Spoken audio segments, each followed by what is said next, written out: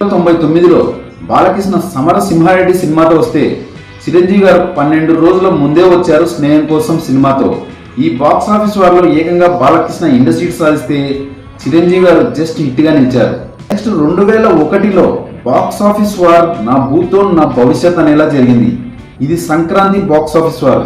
ఈ box office వార్లో Chiranjeevi Murugaraju సినిమాతో వస్తే బాలకృష్ణ నరసింహనాయుడు సినిమాతో వచ్చారు. ఈ బాక్స్ ఆఫీస్ వార్లో బాలకృష్ణ గారు ఏకంగా ఇండస్ట్రీ సాధిస్తే చిరంజీవి గారు భారీ డిజాస్టర్ గా మిగిలిపోయారు మురుగరాజు సినిమాతో.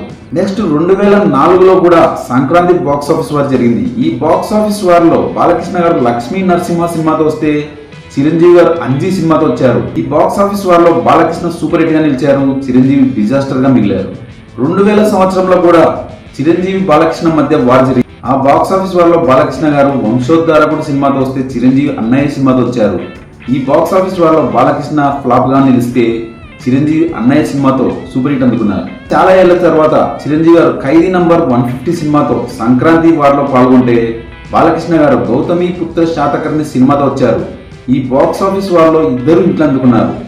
నెక్స్ట్ రీసెంట్ గా 2023లో బాలకృష్ణ వీరసింహారెడ్డి సినిమాతో వస్తే చిరంజీవి వాల్తేరు వీరయ్య సినిమాతో వచ్చారు.